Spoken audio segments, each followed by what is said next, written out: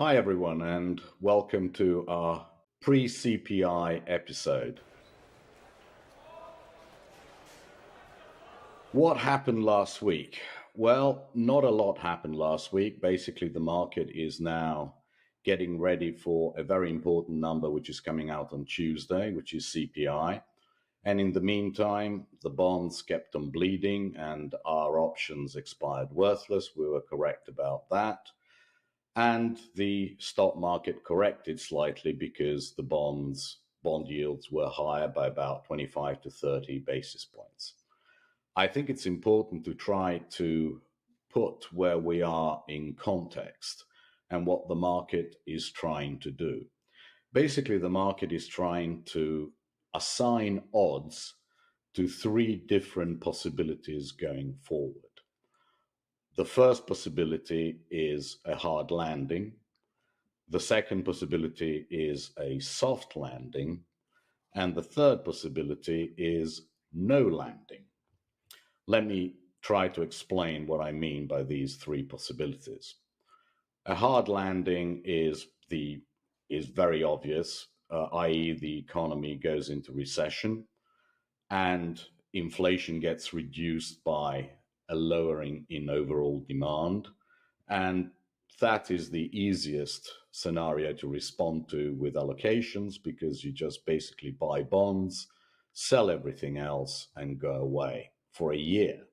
Because when recessions strike, it's going to take a long time for it to play out. Unemployment rises and so on, demand collapses, equity prices collapse as well with earnings, and it takes a long time for that to resolve itself. The only question becomes, when do you go out of bonds and back into equities, i.e., at the bottom of the recession? The soft landing is actually a very hard scenario to trade or to position yourself for. What do I mean, first of all, by a soft landing? A soft landing is basically achieved by immaculate disinflation, i.e., inflation falls all by itself without the Fed having to do much more than it has done already. In that scenario, basically, over time, the yield curve flips and it goes from inverted to flat to positive as the Fed slowly is able to reduce the real level of interest rates.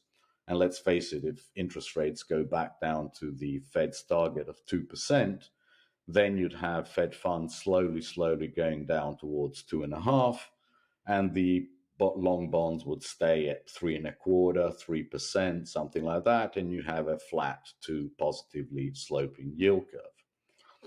And the third scenario is actually an even harder one to trade, and that is no landing, i.e., the economy keeps on powering ahead, but inflation is sticky at levels which are higher to much higher than the Fed wants them to be. And we know that the Fed wants them to be at 2%, and say that inflation stays at 3 to 4% and will not budge from those levels, in which case, what is going to happen? The Fed is going to have to take the terminal rate even higher than the markets are projecting at the moment. Bonds will suffer. The yield curve possibly will invert even more, if that's even possible, because it's very inverted at the moment. And the only things that are going to do well, or relatively well, are commodities and equities as well for a period. But we all know that that scenario is highly unstable and it leads to a hard landing at some stage. Because if the Fed has to keep on tightening, eventually an accident will happen. Do you agree with that, Andy? Yeah, sure. And as we talk about what happened last week, it's important, and what will happen in the coming weeks, it's important to put those scenarios in context. And it's something I've been tweeting about on my Twitter feed for a long time. I call those different scenarios Recession Island, Soft Landing Island, and Higher for Longer Island. And what happens is, what happened last week is there was no resolution to which scenario is going to occur. And there won't be resolution after tomorrow on Tuesday's CPI. This process will take time. And so investments of all sorts are looking at those outcomes that Nick just talked about and positioning themselves based and pricing themselves based on the odds of those outcomes. And so, for instance, if the odds of a recession were to notably increase, equities would fall, as Nick said, and bonds would rally. And in the event of a higher for longer outcome, bonds would do very poorly, which would create some headwind for equities rallying. But the other economic outcomes of a higher for longer scenario is that earnings would be good. And so that would tend to keep equities bid. Commodities would do very well. And so when you look at the markets, you're seeing that set of probabilities shift through time. I mentioned the idea of a soft landing, which I think for January drove all asset prices higher because that idea that, as Nick described, that yield curves would ultimately disinvert, go flat, and then possibly invert in a soft landing scenario is bad for cash and good for assets broadly. And so even bonds can do well in that soft landing scenario. Equities does do particularly well. But that's what we've seen. What we've seen in January, literally toward the end of January, and what we've now seen in last week in particular, is a all month shifting in January toward a softer landing scenario. And what we've seen in February is a shift from both a recession scenario and a soft landing scenario to a higher for longer scenario. Essentially, the higher for longer scenario is becoming more popular. And that's what's impacted asset prices, in particular, last week's bond move. Okay, so that's what has happened, a shifting of odds to a higher for longer scenario. On Tuesday, we get a CPI number, and it's going to be higher than it was in December and January, but that's widely expected. But what we would expect is that there's going to be, once again, a shift of those odds. And most importantly, no resolution. Nick, how do you think the markets act to various CPI numbers? And should we be doing anything with our investments ahead of time, or tactically before after the number comes out? I agree with you that it's very unlikely that we're going to get a resolution. I think it's going to be a dirty number, or people will argue that it's a dirty number because there will be a change of composition. So whatever the number is, unless it's very high, if it's a very high number, let's call it a hot number, i.e. it's 0.6, 0.7, very high inflation, that is going to be very bad for the front end of bonds. The market will start pricing in a higher terminal rate, probably in the high fives to start off with, probably a reacceleration of the 25 basis point hikes to a 50 basis point hike in a month's time or 2 months' time. And that is going to be very, very bad for the front end of the curve. The only question is it a parallel shift in the curve? And I would argue that more or less it will be a parallel shift because the curve is so inverted that bonds, the long end, can't stay much behind. We've seen that all month and for the previous few months. It inverts by 10, comes back, and inverts by 10 and comes back. So basically we are stable at this level of inversion, which tells me that wherever you're positioned on the curve, you're going to lose. It's only a question of finessing where you're going to lose most, as it were, or least. Right. PLT. So I think it's not going to be good for bonds, and I think that would weigh on the riskiest part of the equities, on something like QQQ most, and least on something like DJI, which is more defensive than anywhere else. So that is the response I would expect from the markets. I would certainly expect equities to be down big on a hot number because bonds will be down big. But that is probably an opportunity to add because, as we said, as Andy, I think and I agree, this is not going to be resolution to these three scenarios. It's going to be a temporary affair, and I would have thought that if DJI is down big time, I'd definitely like to buy it. Yeah, I mean, what a hot number implies is that there'll be less odds. The market will expect that the odds of a recession are going down, a short term, a near term recession are going down. The odds of a soft landing are going down, and higher for longer or no landing is going up. And that's actually not that bad for earnings. It's very bad for bonds, but it's actually pretty good for short term earnings. And so QQQ is very responsive to the bond market. When the bonds rally, NASDAQ rallies because those are long duration equities, equities that are bond like. While defensive stocks, they get most of their value from short term earnings. And they're going to be pretty good in a scenario of no landing or higher for longer. And so, yeah, I agree. If they throw the baby out with the bathwater on a hot number, my favorite place. So my favorite place to add would be in equities, and my favorite place to add in equities would be in defensive. Um, so let me ask a different question, which is, before the number, should we be changing the portfolio? Because I don't see our portfolio currently. I see our portfolio as very defensive, modestly over, and meaning very overweight cash, which means we're underweight everything. But when you dig down a little bit, we're modestly within an underweight everything scenario. We're modestly overweight bonds, and modestly underweight equities. Would you do anything ahead of the number?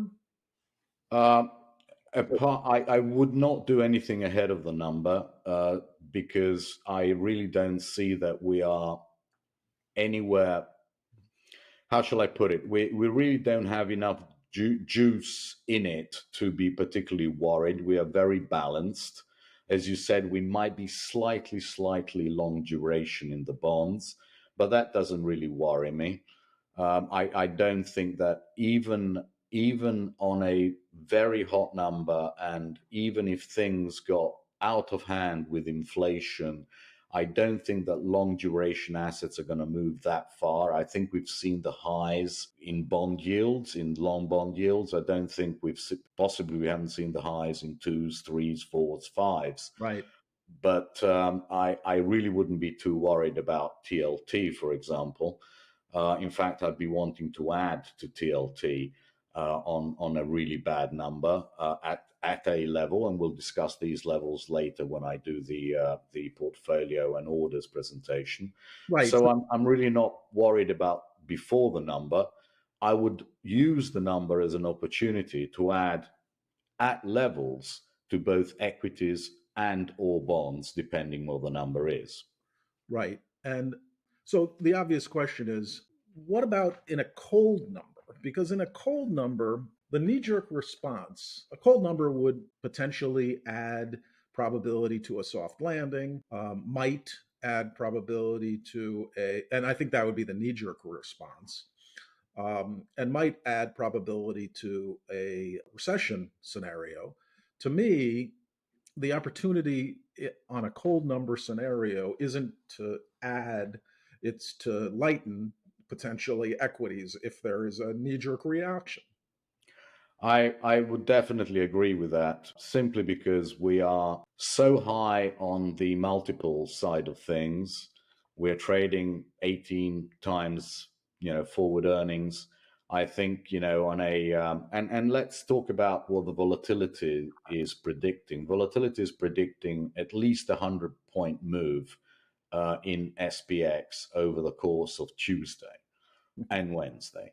So I would definitely put in an offer to reduce our equity position above 4,200 in SPX. And I would also lighten up on bonds because let's face it, bonds are going to rally 20, 30 basis points straight away.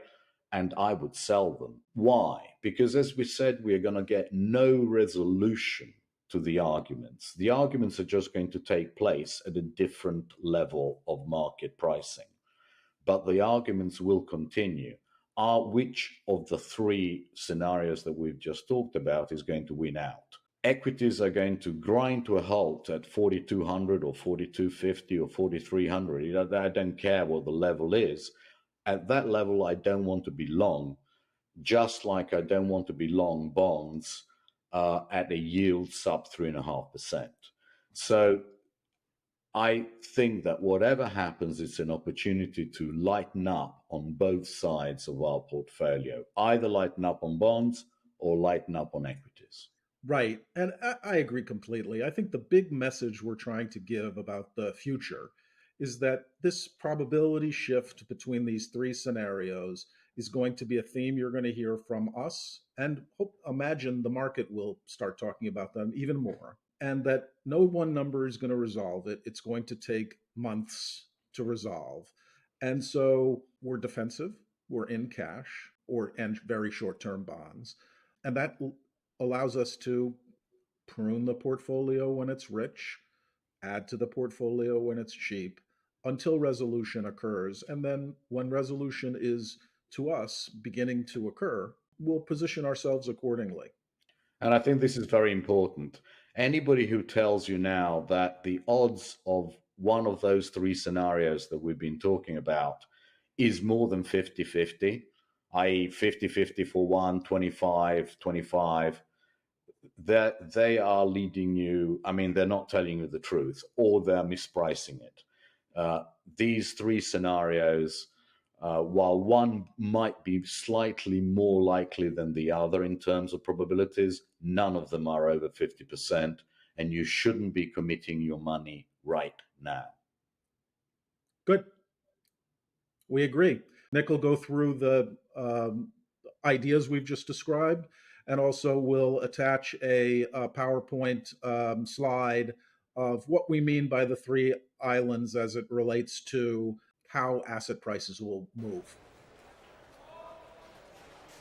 And as a result of what we've just told you, let's have a look at the orders that we are inputting. Here we are going to be selling IEF, 200, half the position that we have. SPY will be selling way above the market at 422.35 shares. Why 35? Because that takes us to the minimum that we would hold in equities, which is 20% of the portfolio. And should the market come off, we will be buying the Dow at 328. Now, it's also important that you should understand why these levels as opposed to any other level. And for that, I have included here links to the watch list, and you can easily copy it in your own TradingView watch list, and you will see the levels that I've put in and why these levels are important. These levels are where the market very often goes to and stops and reverses. And every single instrument that we talk about is here, and every single instrument that we will talk about will be there. So I think it's important that you should set up this watch list and have a look at the levels and learn from them in the future. Thank you very much. Thanks for joining us again on an episode of Two Gray Beards. Thank you very much indeed.